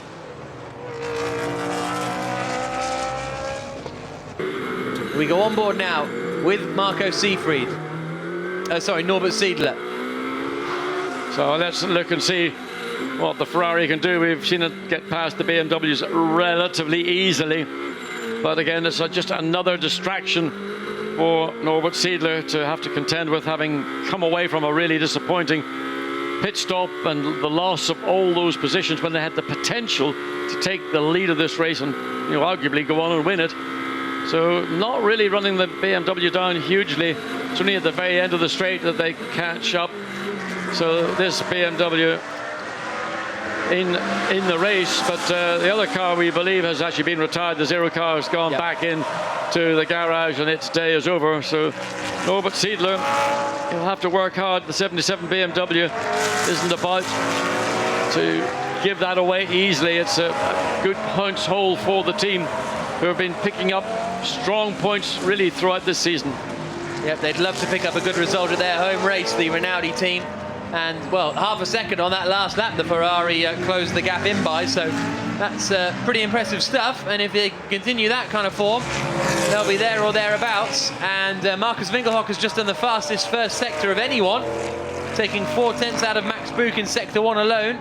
Van Voort has done a 32.1. He took 4/10 out of these two in the first sector as well. So the final 23 minutes could all get a bit closer and closer and begin to concertina up here at Moscow Raceway.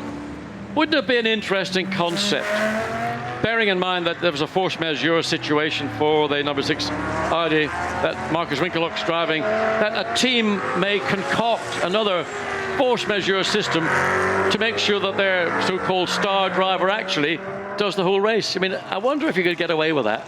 You wouldn't get any points though. Oh, what a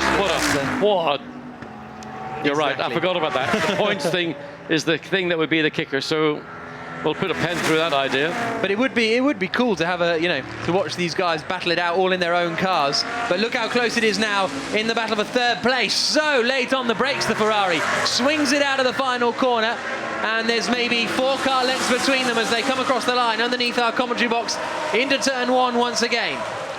Nothing can be done into turn 1, and really there's only going to be one part of the racetrack other than a mistake from the car that's being hunted down that's going to enable the Ferrari to get through, because it is really so tight all the way through the first really 3/4 of this lap that just hold position, harry the car ahead of you, certainly give the car ahead of you a hard time, put your car in the mirrors of the car, make sure the driver's being distracted and looking backwards and not thinking about what he's doing, looking forward. So it's really now for Norbert Siedler to get a little bit closer as much as he possibly can, so that when they come to that finals, the 3 final corners on the lap, that's where you're going to be able to try and make your best maneuvers. And the Ferrari is very good in a straight line. That's worth keeping an eye on too. The 458 exceedingly slippery, and that could be the best opportunity for Norbert Siedler. Throughout this, Laurens Vanthoor's coming too. Now from this point onwards, you begin to climb back up the hill. This is where the Ferrari needs to be close in contact with the BMW, because it's on this uphill incline that the little bit of additional straight line performance the Ferrari has. But again, the gap, it's still around about a second or so.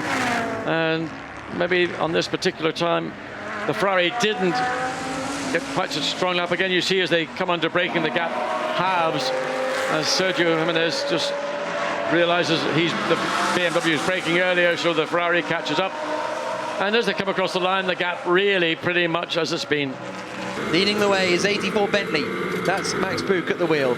6 is behind, which is Marcus Winkelhock. In third place is 77, which is the car in front of us here. Attila Abreu at the wheel. Valdeno Brito, his teammate. We're on board with Norbert Siedler in the Rinaldi Ferrari, trying to take third place away. Through the right-hander at 3, up towards the double left at 4. Grab the first apex, grab the second. The Ferrari looking quite good on turn in. And the 333 car has just been warned about track limits, so he's got to be careful now, Norbert Siedler. Yes, it is, and I mean there are so many areas around the racetrack where there is the potential for abuse of the limits, so he'll get that message from the team.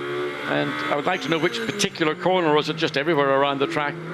So it's something that you have to take into account and respect that instruction coming from the race director that you are under observation, and if you persist, then you may well find yourself being brought into the headmaster's office. Sadly, corporal punishment doesn't exist anymore. So less than 20 minutes to go, and this is the battle over third position. The gap at the front is still 2.7 seconds, where Winkelhock's about to come across the line. Has he closed in the gap anymore? We'll keep an eye out for that. But it's very close. He's come down by 1/10 of a second, but it's this third place battle that is really closing in. Yeah, I mean, everything's being dictated by the pace of the BMW, and that's allowing the cars 4th and 5th and 6th all to basically get closer together. And it was the story almost of the circuit. I mean, if you've got one car ahead of a group of cars, it can keep those cars behind, potentially quicker cars, just simply by making the racetrack so difficult to maneuver around that you're just controlling the pace. So, third place is Attila Abreu at the moment, trying to hold on to that position. The man who finished second to Sebastian Vettel in Formula BMW in 2004, ahead of Sebastian Buemi. Finished second in Brazilian stock cars last year to Rubens Barrichello, and he's running second in the championship here. Now he's got to get closer to the tail of the BMW as best he can, because his chance is going to come up very, very shortly. You can see there is a little bit of tension on the pit wall, and various experts giving their opinion. So it's here up the hill that Ferrari needs It's almost got to throw it an anchor, lock itself onto the back of the BMW, and then use that slingshot to try and get itself into position. But again, this penultimate corner of the BMW is really strong and has managed to consolidate the gap. Flashing pass into the final corner. There's our race leader, Maximilian Buch. He was 2.6 seconds clear. It's now 2.8, so it's gone up just a little bit. Look how close the Ferrari is at the final corner. Across the line, they come absolutely together, just half a second between them still. And all this is allowing Laurens Vanthoor to close in. The gap's come down to 1.7 seconds, where it was just over 2 last time around. Well, certainly Norbert Siedler is doing all that he can, and I mean, I have to say the Ferrari, as a package, as a chassis, it looks really strong indeed. But ultimately, if he runs too close behind the BMW, then he's going to hurt. The Ferrari temperatures are something that everybody is acutely aware of here. It's warm right now. It's also humid. It's track's heated up a lot. You know, the best of your tire is now gone. And what you don't want to do is end up with a car that's either got no traction or no front-end bite. And suddenly, the Ferrari, did it ever run the BMW down there? And that's the slowest part of the track, virtually, as they come down now to the return leg. They're beginning to make their way back bit by bit. So now it always takes a bit of a shallower line into that left-hander, but now we're down at the bottom of the circuit before we climb back up through the final 2 turns. And again, Ferrari not quite close enough. Norbert Siedler at the wheel, out through the final turn. It's such small increments that the gap is reducing by, that it's really difficult to see whether with 16 minutes remaining it'll ever be sufficient to enable the Ferrari to mount a really meaningful challenge. It's showing the nose, right thing to do. Also, it's a bit more cool air into the radiators, albeit for probably about half a second. But it's indicative that that gap and the challenge is not diminishing. No, absolutely. Into turn 1, Siedler knows he's got it on the brakes. If he can get even 1 car length closer than he is at the moment, he can probably lunge it on the brakes, but at the moment he's just not able to get quite close enough, and this is all allowing Laurens Vanthoor to join them. The Ferrari is quicker pretty much round the lap everywhere you can see. It's just quite simply, it's got a yellow, blue and green BMW and the bit of tarmac that he needs. And if the Ferrari could break free from the BMW, his lap times would reduce probably about half a second or so a lap, and he could clearly break clear of the potential challenge that's behind from Laurens Vanthoor and then the lead, the second Audi in this race, I should say. Not forgetting Marcus Winkelhock doing a stunning job driving solo both this morning and this afternoon. Oh, and a spin, and it's Laurens Vanthoor! Laurens Vanthoor, the championship leader, has spun. He's in the gravel. Can he get out of it? It looks like he's managed to keep the momentum going. Is there damage to the car, or has he just lost that all by himself? It seemed as though it was his own doing, but the championship leader sent spinning in Moscow. Well, that looked to me to be an unforced error from Laurens Vanthoor. Whether something distracted him, whether he just maybe misjudged something, and all of a sudden, that shows you how fine the balance is between grip and no grip. So let's have a look again and see. So there's the Ferrari, the Audi's, it's already lost on the entry. The back end had already gone, so the grip at the rear of the Audi suddenly looks from being marginal to no grip, and he's fortunate that he was able to maintain the momentum to drag the car forward and get through the gravel as the Ferrari again right on the rear wing of the BMW. So Vanthoor was in 5th position. We'll keep an eye out on how many places he's lost, because I think he's only lost 1 place in all of that, because they were so far in front of the rest of the pack. Yeah, he's dropped behind Ortelli, but that's all. So he's down to 6th place now, Laurens Vanthoor, which in the grand scheme of things means he will lose out by some points, but only by 2 points. So it's only a 2-point drop for Vanthoor by losing that 1 place. Obviously, all points are vital, but could have been a lot worse. Well, it could have been stuck in the gravel and been out of the race altogether. So, I mean, this has been a weekend to forget for Laurens Vanthoor. He had an accident on Friday when he damaged the car. They never really found the sweet spot of the Audi in qualifying. And, in the actual start position, they were outside of the front row of the grid, and that was, an area where you really need to put your car to be sure that you can get a clean run. And totally unexpectedly, is he human after all? Is this guy who we think is the nearest thing to a demigod in an Audi is actually quite human? Onto the back straight. There's our race leader, Maximilian Buch, on the brakes into turn 1. And then it's Marcus Winkelhock up in second position. Third at the moment is Attila Abru still, and he's still under pressure from behind in third position, about to pop into shot there. But the Ferrari just can't get close enough heading out onto that back straight. Then in 5th place is Stefan Otelli, and in 6th is the number 1 championship leading Audi of Laurens van Thor. Yeah, well, Norbert Siedler's tried everything he knows with the Ferrari, and the defence from the BMW has been absolutely clear, fair, no moves that would be deemed to be, unkind or unfair. So it's just, an immovable object, and find a way. I can't think of another way to get around the BMW other than if you haven't got the grip, which is probably the reason why he can't really get sufficiently close. If he gets under the rear wing of the BMW, he's probably going to start a little bit of an understeer scenario, which he doesn't want to do. That ends up degrading your tyres, so he wants to keep as much front-end bite as he can get. He's conscious of all the temperatures that are so critical in one of these cars, doesn't want to get into a situation where oils and water temperatures are beginning to go off the scale. And still, the BMW has never put a wheel wrong. No, as the 84 car is leading the way. And, about quarter of a second on lap 27, quarter of a second lap 28. So that's the best part of half a second in 2 laps. And that's nice to have that little bit of consolidation over second place Audi, to know that the threat, and there is the second place car, it's still, it's still not a done deal. 11 minutes of this race remaining. It just goes to show how simple it is for a driver to make an unforced error. Yep. Not that Maximilian Buch is under that level of pressure, but nonetheless he could just momentarily have a lapse, run a little bit wide or a bit deep into a corner, get onto the dirty part of the racetrack, and all of a sudden that rhythm and continuity that you've built up is just spinning into the gravel. Now Stefan Otelli has caught up to the fight here. He's really closed in on the back of this third place battle, running in 5th place, the Monegasque racer, in the number 3 WRT Audi. He was a good way back. He was behind Van Thor, with probably 3 or 4 seconds off, and look, he took 0.8 of a second on lap 28, another 0.4 last time through.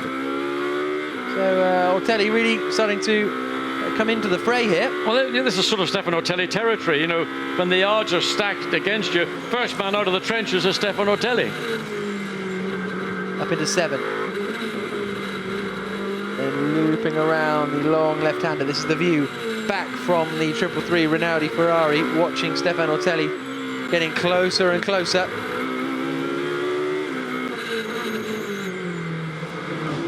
And through the left-hander, really using all of the road and a little bit more at points. Yeah, of course, when you get the car, get those front wheels, the inside front wheel running over the curbing, and then you get into the grass. I mean, like I do with a razor, the sharpest, the front splitter on some of these cars, they really do shave it down, and all part of the game, as long as you're not perceived to be abusing the track limits. Yeah. The old mantra that I keep banging on about. Less than 10 minutes to go here in Moscow. Maximilian Buch leading the way, but this is the battle over 3rd place. Otelli has dropped back a little bit on that last lap, only by a 10th or 2. But it seems that the Rinaldi Ferrari of Siedler has dropped back a little as well, unless he's just giving himself sort of a bit of a cool down before then attacking once more. Yeah, I mean, there's a point at which you've got to just give yourself a little bit of a break. And I talk about picking up your momentum again. The Ferrari is capable of lapping, I believe, quicker than the BMW. The difficulty is being able to overtake the BMW. So if you hang in within a second or so of the car that you're challenging, you really get dictated the pace by that car you're challenging. So if you drop back and then try to pick up your momentum and try and pick up that pace, it can revitalize you as much as even revitalizing your car. 8.5 minutes left. Still the view from the rear of that Rinaldi Ferrari. Dropping down through the left-hander. Otelli chasing him down. Le Mans winner Stefan Otelli former FIA GT champion as well in 2013. He certainly doesn't want to give up the day job. No. Does not want to do that. 8 minutes left. First and second coming down into the final corner. Third, fourth and fifth starting to maybe spread out a little bit. Yeah, there's a bit of a gap you can see now between, well, as you saw in the middle of the straight, when it comes down to this last corner, it all back, Constantina's back up again. But the reality, I think, is that Norbert Siedler has done all that he possibly can do, and there's not an awful lot left in the tank. And we're not seeing any errors whatsoever from the 77 BMW. There has been a change further back. Christopher Mies is now in front of Frank Stippler. So they have swapped positions. And there's also this battle between Jules Simkowiak and Kevin Estre. Not seen much of Kev, have we? No. No, normally you see a lot of Kevin. And you're in the McLaren, pretty exciting to watch, but it's not been their weekend either. 9th place at the moment. Good qualifying, started 4th on the grid, but tyres kind of went away in that first race, and a slow pit stop too for the Attempto Racing team. And it's the battle for 9th place. Simkowiak tucked right up behind. Bentley working well here. One leading the races. Oh, very wide there from Kevin Estre. That could allow Simkowiak an opportunity. He's been closing in by a couple of tenths a lap, a second before that. Yeah, I mean, Kevin's using the racetrack and everything else he can to keep the McLaren ahead of the Bentley. The Bentley clearly is the better handling of the two cars. We know that the McLaren were struggling with tyre degradation, and I suspect that they're not really been able to get a handle on it here this afternoon. 6 minutes to go, looping up through the long right-hander and out onto that back straight once again. Here's 3rd, 4th and 5th. Across the line once more.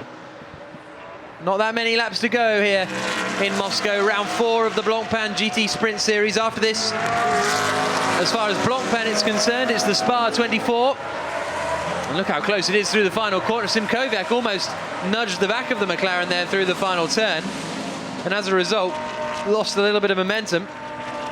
But yes, after this is a drive-through penalty for car number 6. Unsafe release. No. Marcus Winkelhock from 2nd position has been given a drive-through penalty for an unsafe release. Now, he did come out in front of the 77 Brazilian BMW, so I assume it was for that. Well, we didn't see that unsafe release. We don't know what it was.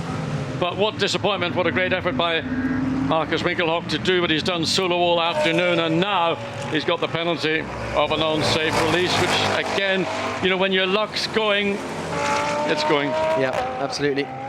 So 5 minutes to go, and this is the battle over 9th position. Look how much grass Kevin Estre is taking as he desperately tries to hold on to those 2 points. Out onto the back, not quite onto the back straight, we're into 12 and 13 now. As John makes his way down to the pit lane to speak to the winning drivers, which will surely be Maximilian Buch and Vincent Abril. 4.5 minutes to go. Can Jules Simkowiak do anything about the man in front of him? Little nose towards the inside. Estre has to defend. Simkowiak has to get out of it in the middle of the corner because Estre really slowed himself down on the apex. Winkelhock hasn't yet served his drive-through penalty, so he's still lapping out there in 2nd position. There he is in the number 6 Phoenix Audi. A real shame for him, because they could have had a strong weekend for he and Nicky Meyer-Melnoff. Even without Meyer-Melnoff, they could have had a strong weekend, but it wouldn't have given them any points. Nicky having to leave this morning after qualifying for family reasons. Out onto the back stretch comes the 6 Phoenix Audi. Will he decide to make his pit stop this time around? Yep, in he comes to serve the drive-through penalty. And, well, it's a shame, isn't it? There's the Phoenix squad. Bitterly disappointed. And there is the drive-through penalty being served by Winkelhock. All the way down, and well, where's that going to bring him out? It might still bring him out in front of Laurens Vanthoor. That's going to be very close as Winkelhock exits the pit lane. Here he comes, and Vanthoor is going to go through. Yes, just about. So that's good news for Vanthoor. A place gained, and he's up into 5th place then. Winkelhock will be somewhat fired up, though, I'd imagine, so we may see him attacking Laurens Vanthoor. These two both in Audis, but they're certainly not teammates.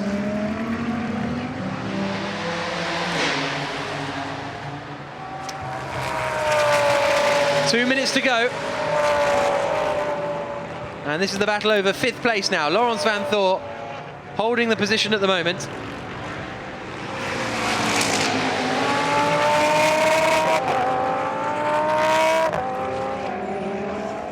Winkelhock, multiple Nürburgring 24-hour winner, former F1 racer. Well, did one race for the Spiker team back in 2007. But about to start the final lap is race leader Maximilian Buch. He's just come across the line now, so we're on to the final lap now. As we see this 5th place battle coming down once again. There goes Buch. Now this is the 2nd, 3rd and 4th place squabble. Attila Rebru up into 2nd. So that's going to be good news for their championship chances. They're all going to close in, and a good drive out of the final corner for Markus Winkelhock, closing in on Vanthoor into turn 1. Not close enough there to make a move, nor into 2. Of course, if Winkelhock gets past, then that doesn't really make any difference to Laurens Vanthoor, because Winkelhock won't score any points. Because he's driving by himself, so if Vanthoor gets past by Winkelhock, it'll literally mean nothing. So it's all for pride out there.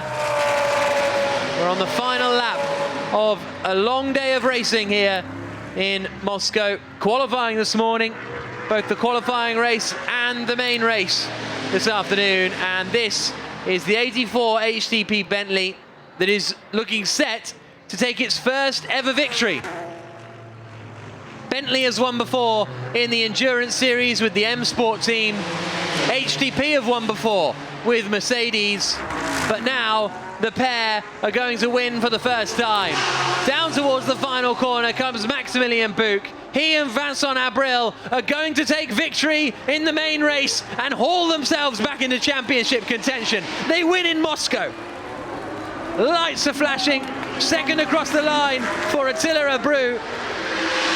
The 77 BMW squad over the moon with that, because that brings them into contention too. Here's the battle for 5th place. Through the final corner, Winkelhock gets a good drive, but it will be Vanthoor who crosses the line in 5th spot. 6th for Winkelhock, 7th for Christopher Mies and Enzo E. There's the Brazilian team, absolutely delighted, as well they might be.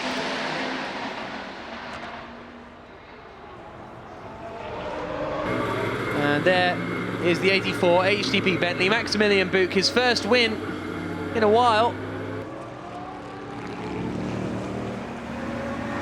And a Silver Cup victory for the other Bentley as well.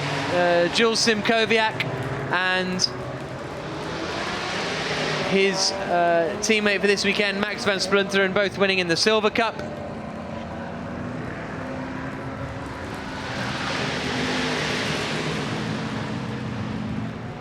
Pro-Am victory goes the way of Christophe Bouchou once again. Christophe Bouchou and Alexei Karachev. So a win at his home event for Alexei Karachev.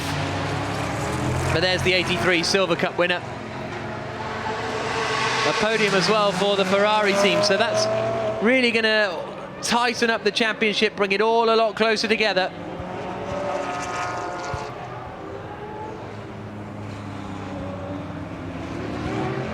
And there's the two HTP Bentleys. The race winner, Maximilian Buch, and Vincent Abril. All made really from Vincent Abril's rocket start.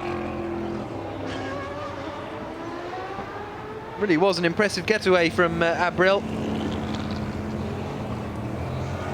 Took the lead of the race and consolidated it while all carnage unfolded behind him. There's the winner, Maximilian Buch and Vincent Abril. Buch just going on the grass for a bit of fun.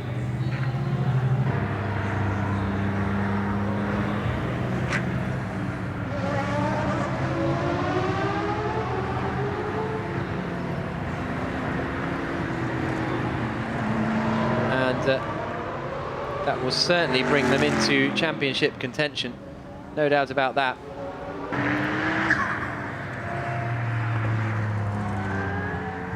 As they make their way down the back straight and back towards the pit lane. A real shame, I think, for Markus Winkelhock that he got driven that drive through penalty.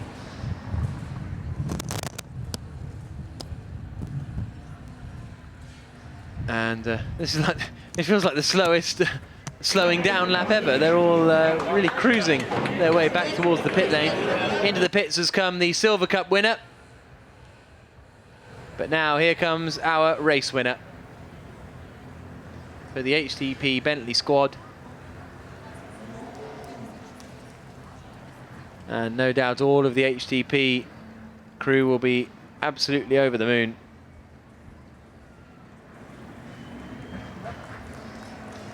First Blancpain win of the season for Maximilian Buch, and first ever Blancpain victory overall for Vincent Abril. Won the Silver Cup last year, and he's proving that he has got the talent.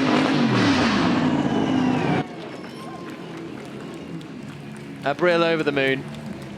Second place, good drive for the Attila Abreu BMW, but there are our race winners. Vincent Abril and Max Buch. And they are more than satisfied with that one.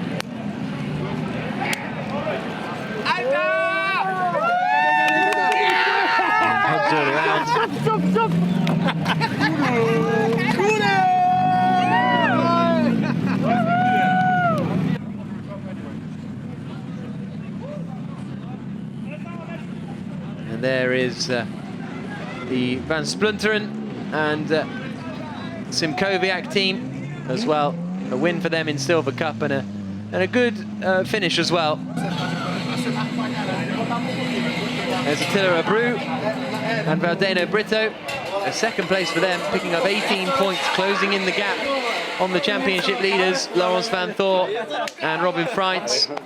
So let's hear from our race winners, Maximilian Buch and Vincent Abril. Really strong performance. They are talking to John Watson. Vincent Abril, we're looking for your team. It has gone off to be congratulated. Abril joined the light. Maximilian, come in here. You know what? You've always got a cheery smile, but it's been lacking a lot this year. Suddenly it's back. Yeah, because it's amazing to be back on the top step. We struggled a bit at the beginning of the year, especially me being new in the car to get familiar with everything. But today was a really perfect day, great day. Great start from Vincent, great pizza from the team, great car today, really perfect car. Yeah, and better than that. So really you think Vincent did all the hard work, you just had to cruise home then? I was not cruising because Marcus was quite in my back, and I was pushing to not let him close up a bit. And yeah, then I got over radio that he's getting a drive-through, so everything was fine. Vincent, we saw you split the front row of the grid going to turn one, blinding start. But did you jump those lights or not? No, Albert took a very good start initially, so I just followed him, and I think he suddenly slowed down quite a lot, so maybe he got a gear shift limiter or something, so I could pull across them, and I was very deep in the brakes, managed to keep it on track. Start was fantastic, the car was absolutely amazing. We didn't have the fastest car this weekend, I think you could see that in qualifying, but I mean, this guy, I'm learning a lot from him, and every day I'm getting quicker. Just 22. No, so it's amazing. My first win in the series, and I hope not our last, and it's amazing, amazing, really. Well done, both of you. Get up there and enjoy it. Go on. Great stuff from Maximilian Buch and Vincent Abril. Over the moon with that. We've got the Brazilian national anthem on at the moment for the team's mechanics award for the fastest pit stop. So that's why we have the Brazilian national anthem flying around. There they are. And they're over the moon with that one, no doubt. As the rest of the drivers have already made their way up to the podium. And here comes the check for €2,000. I think they'll be reasonably happy with that as well. Another victory for Brazil, even if they couldn't manage to win in the race itself. I want a bit of champagne. Can't beat a little bit of champagne on the top step of the podium. Maybe these are tricky to open. Albert von Turnentaxis struggled earlier on, but now they've got it going. So fantastic weekend for the Brazilians once again after a couple of really difficult years in the championship. It's great to see them having success, regular podiums, and this is another podium for the 77 Attila Abreu, Valdeno Brito BMW. There's the Ferrari squad. Seefried on the right, Seidler on the left. I don't know, the BMW hit me alongside in turn 1, and then I came back. On your right or on your left? On the left. They're having a little conversation about the start. So, and then I catch back. Before they get invited out onto the podium for the trophy presentations.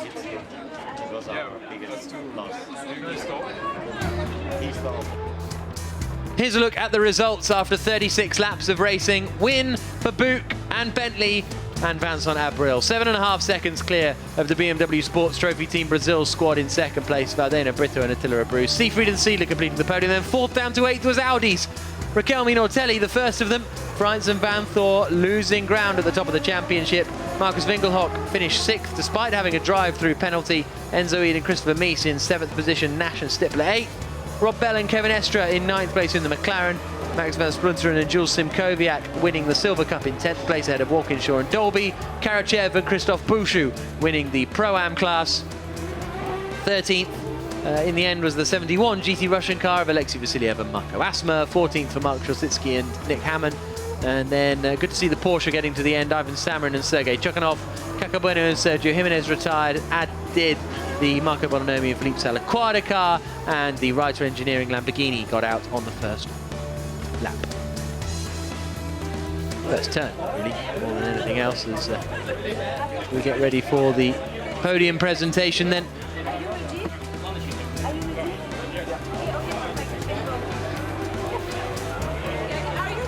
And the trophies are ready, the champagne is ready, everybody's ready, so let's go.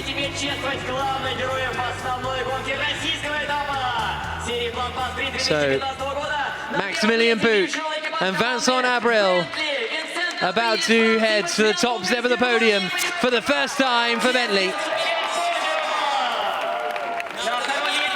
Commanding drive.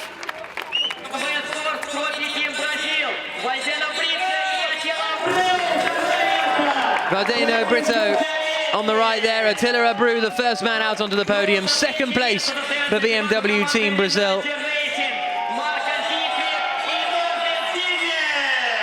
Norbert Seidler and Marco Seefried third. Not looking over the moon.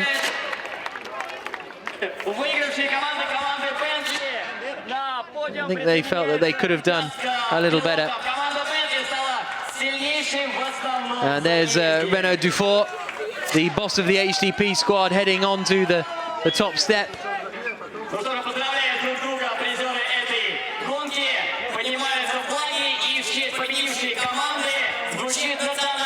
Then the winners in the Silver Cup, another Bentley performance, but now it's the German national anthem.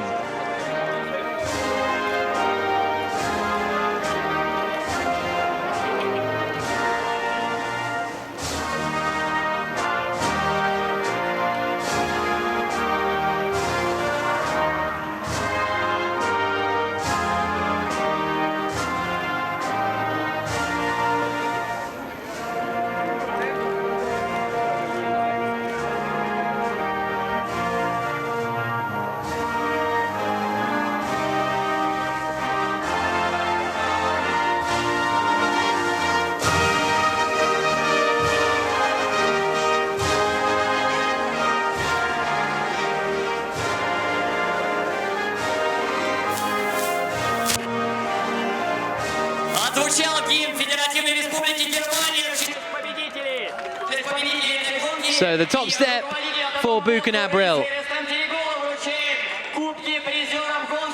And out on the podium is Rustem Tergulov, the owner of the Moscow Raceway, to hand the winners' trophies to Maximilian Buch and Vincent Abril. Second place, Valdeno Brito and Attila Abreu. Another strong performance for them. Marco Seefried and Norbert Seidler finishing in third spot, and there's the team's trophy going to Renaud Dufour. Strong performance from HTP today, and hopefully they are now back in title contention as Hugo de Silva, Blancpain event manager, hands over the Blancpain watch. So there are our victors in Moscow. Next up, it's a trip to Portugal in a couple of months' time, but it's Vincent Abril and Max Buch who are the victors. And there's the check being handed out for 30,000 euros for the winning pair. 20,000 for second place and 10,000 for third position. Still Seefried and Seidler not too happy with their third place, and that's great to see, isn't it, to an extent. You always want these guys to be competitive.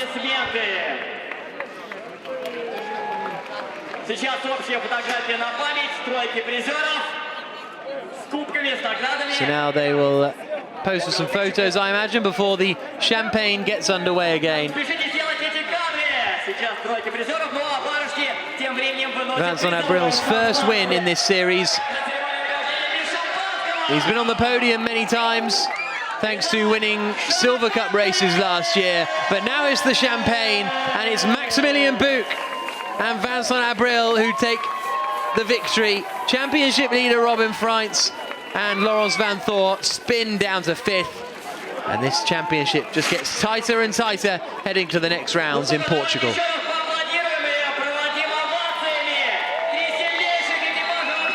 Big old swig for the Bentley boys. Seefried and Seidler still constantly discussing. Look, fascinating to find out what they feel about this race. As Buch and Abril drop their champagne down to the mechanics below. And then make their way off the podium. Can they repeat the feat in Portugal next time out? And the first focus, though, for HTP and Bentley is the Spa 24 hours coming up in just a couple of weeks' time at the Spa-Francorchamps circuit. As the Brazilians also hand down their champagne and make their way off. Oh no, they still... Valdeno hasn't handed his down yet. So let's hear from our second place drivers, Attila Abreu and Valdeno Brito. And let's hear from them. What a race for you guys. I tell you, under pressure the whole way. Yes, all the time. We started the first race in 15th position. In the better dreams, we really don't know. We will not imagine that we will finish in second place. So the main race, we started 7. good start to second place. Very good pace with Attila Abreu. He really did a very good job. So Attila, just quickly, you had a lot of pressure from the Ferrari.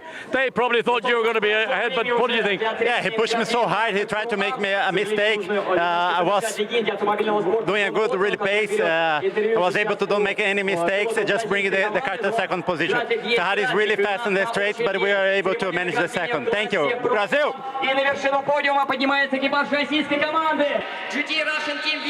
So great to hear from our second place Brazilians. And now onto the podium, we're having our Pro-Am winners, Alexei Karachev and Christoph Bouchou. Really good performance from them to win both Pro-Am races here today.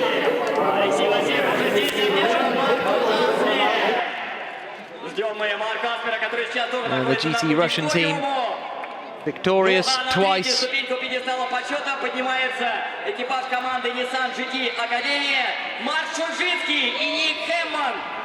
And the top step for Alexei Karachev, a very popular racer around here. He was doing loads of photos out the back and with all the fans. And it's great to see the reception here for them. Then we've got Mark Szulzicki and Nick Hammond, as they are in the Pro-Am class as well. So great performance from Alexei Karachev and Christoph Bouchou, and Alexei Vasiliev finishing in second position.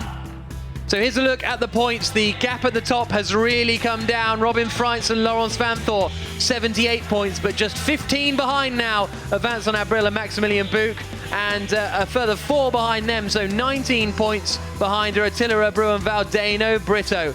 Further down, you've got the likes of Caca Bueno and Sergio Jimenez. Belenestra move up to 9th place, but still not picking up the sort of points haul that they would want. Let's have a look back at the highlights of that thrilling race. So it was the 333 Ferrari that would start second on the grid, but it was Albert von Taxis who was starting on pole position for the main race here in Moscow. The number 1 car had to start all the way down in 16th place with Robin Freitz at the wheel, but that was our pole man, Albert von Taxis. At the race start, it was a rocket ship move from the HDP Bentley. That got into the lead of the race, but Enzo Eid went all over the grass on the inside line, thwacking Albert von Taxis, spinning him around and ultimately sending him into retirement. This was a view from the 84 car, launching into the lead with Vincent Abril at the wheel. And this was the Rinaldi Ferrari having to take evasive action, but still not losing out too badly. The 54 Porsche also ending up in trouble as well. And the 0 BMW was forced out of the race after contact there at turn 1. A real shame for them and Caca Bueno. But the battles were on throughout the field, whilst Vincent Abril began to streak clear up at the front. And Marco Seefried was trying to close in on the 77 BMW, a feat that the Rinaldi Ferrari team would be doing all day, as Max van Spunten and Jules Simkowiak continued to lead the Silver Cup. Pit stops came. Craig Dolby took over from Sean Walkinshaw in the 73 MRS GT Nissan. But then, this moment for Max Buch looked like it might have cost them the race. They stalled on their way out of the pits. The Nissan got away going again, but they finished outside of the points in the end. And, well, just missed it, but that was the moment where Buch stalled the car, lost a lot of time, but fortunately for them, the Rinaldi Ferrari stalled as well. With Marco Seefried at the wheel. Then we had Laurens Vanthoor trying to find his way past Enzo Eid, which he managed to do. The 333 Ferrari was up into 3rd place, closing down on the Brazilian BMW up in front. Robin Freitz then came over in to hand over to Laurens Vanthoor,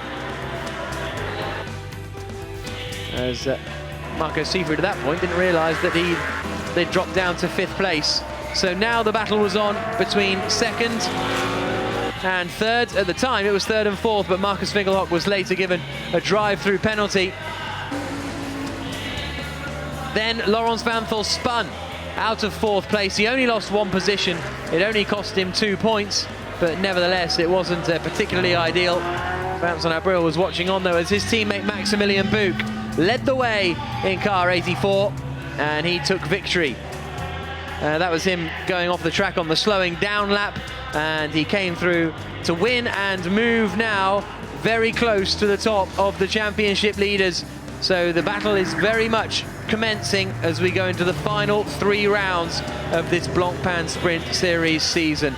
Victory for Max Buch and his teammate Vincent Abril here in Moscow. Make sure you join us for the next sprint race, which is the start of September in Portugal. See you then.